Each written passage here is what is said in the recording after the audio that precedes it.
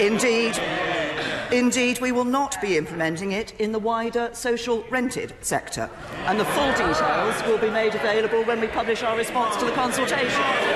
Jeremy Corbyn!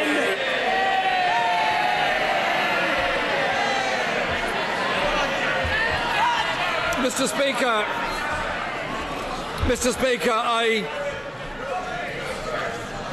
It's all right, Tracy Ullman's coming.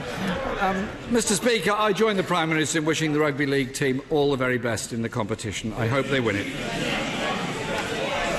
Last week, Mr. Speaker, the House voted by 299 to 0 to pause the rollout of universal credit. Will the Prime Minister respect the will of the House?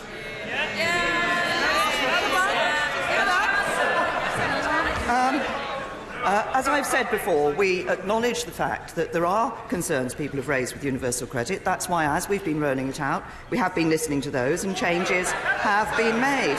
But perhaps I could just update the House on where we are on the rollout of universal credit. Currently, of people claiming benefits, 8% are on universal credit. By January of next year, that will rise to 10%.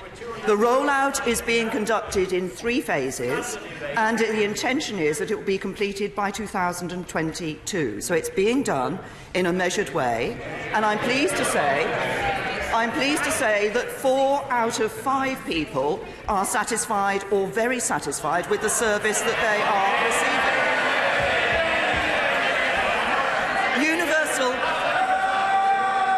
Universal credit helps people into the workplace, and it makes sure that work pays, and that's what the welfare system should do. Jeremy Corbyn!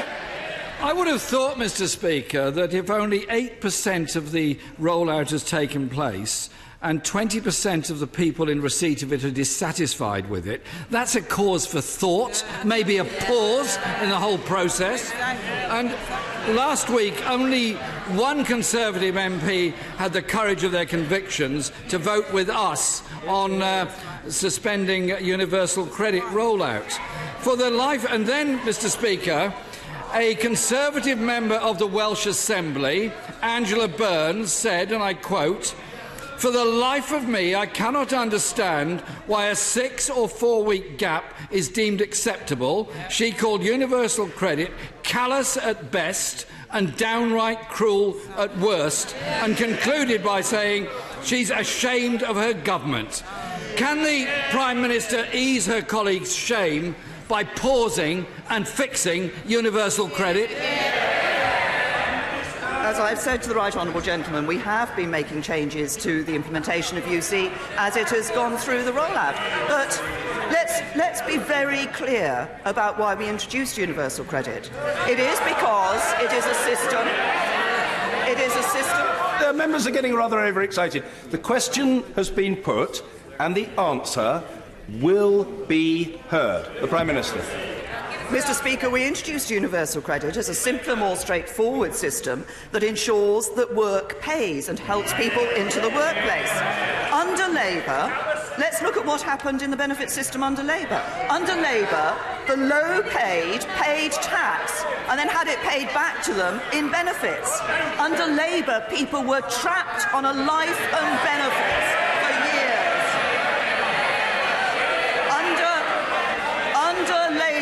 Under Labour, the number of workless households doubled, and Labour's benefit system cost households an extra £3,000 a year. What the Conservatives have done is given the low-paid a pay rise, given the workers a tax cut, and ensure we've got a benefit system that helps people into work. Jeremy Corbyn! Mr. Speaker, under Labour, 1 million children were lifted out of poverty. Under Labour, we introduced the principle of the national minimum wage, opposed by all Tories over there. And if the Prime Minister is not prepared to listen to Angela Burns, perhaps she could listen to the architect of universal credit, the Right Honourable Member for Chingford and Woodford Green, who said, "One of the reasons I resigned from the government was I didn't actually agree with the additional waiting days. This is something the government needs to look at." Does the Prime Minister agree with him? This is not just the answer I've given, I think, 3 or 4 times now in this PMQs, but in previous PMQs. But as we look at universal credit rollout, we do look at the way in which we're introducing it. But he talks about what happened under Labour, and I'm happy to talk about what happened under Labour.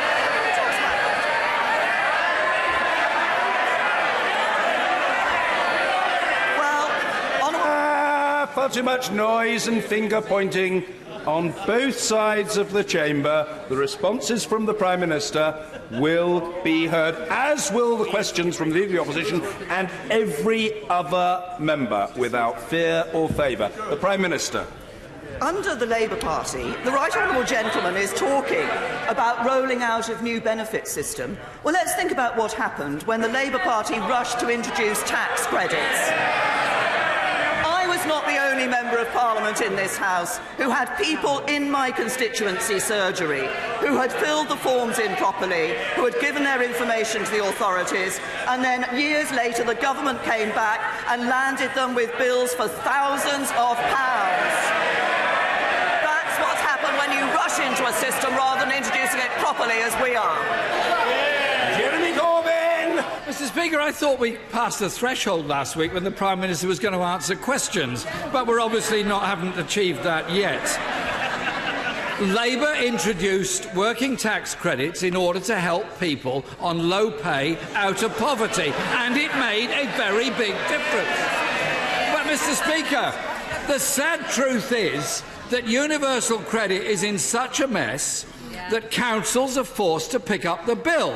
I'll give you an example. Croydon Council, which piloted the scheme, is now spending £3 million of its own budget to prevent tenants from being evicted due to rent arrears caused by universal credit. Does the Prime Minister think it is right or fair that hard-pressed local authorities, having their budget cut by central government, having to dip into what little money they've got left in order to prevent people being evicted when they know full well it's the responsibility of this government and its system of universal credit that's causing the problem? Labour introduced working tax credits and then clawed thousands of pounds back from people who were working hard. He raises the issue of rent arrears, and I know that members have concerns over people who are managing their budgets to pay their rent. For the vast majority of people on universal credit, this is not an issue, managing their budget. And indeed, after 4 months, the number of people on universal credit who are in arrears has fallen by a third. But we recognise the issue, so we're working with landlords. We've built flexibility into the system so that actually landlords can be paid directly, and I want to be clear that nobody can be legally evicted from social housing due to short-term rent arrears. I think that's an important point for us to get across to people. But I come back to the essential point about universal credit.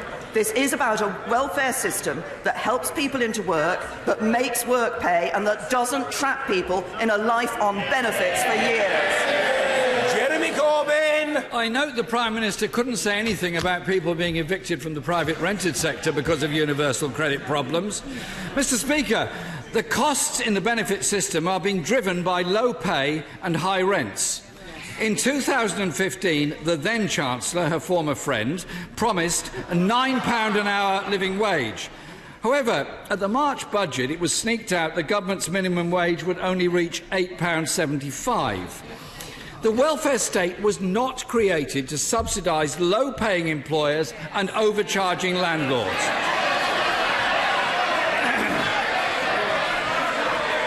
So will the budget in November put the onus back?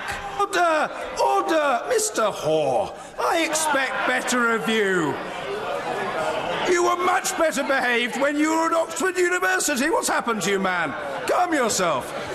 Jeremy Corbyn. Mr. Speaker, my question is this. Will the budget in November put the onus back onto employers to pay a decent wage so that workers can make ends meet?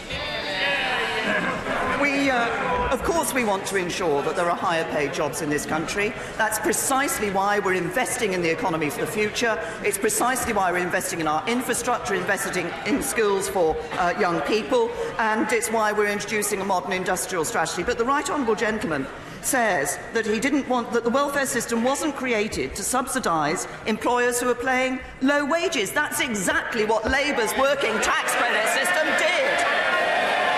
Jeremy Corbyn. Mr. Speaker, the government's own Social Mobility Commission reported that low pay was endemic in the United Kingdom. 1 in 4 workers permanently stuck in low-paid jobs. That's why Labour backs a real living wage of £10 per hour to make work pay. Mr. Speaker, this government doesn't really know whether it's coming or going. They say...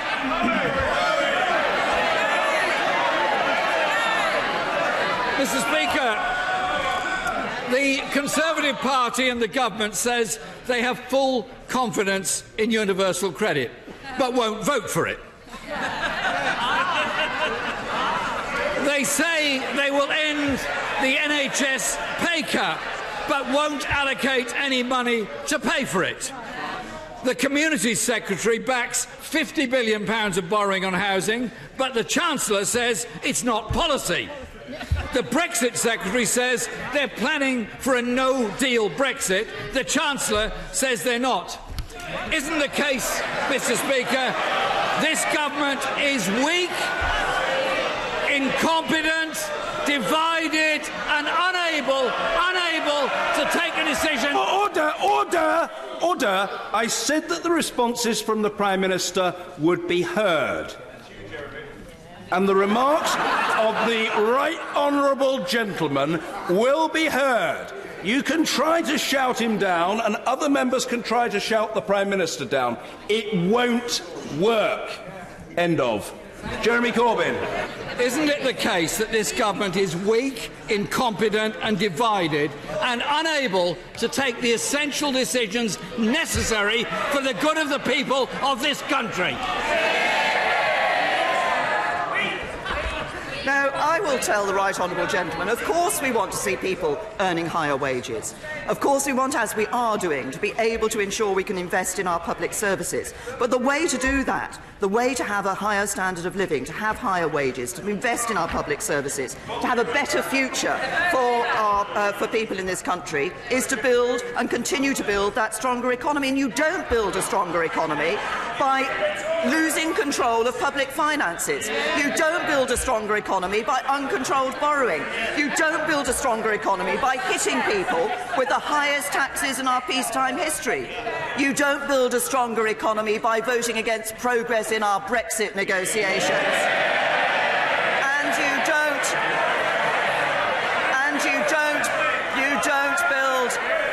You don't build a stronger economy by planning for capital flight and a run on the pound. That's what Labour would do, and we will never let it happen.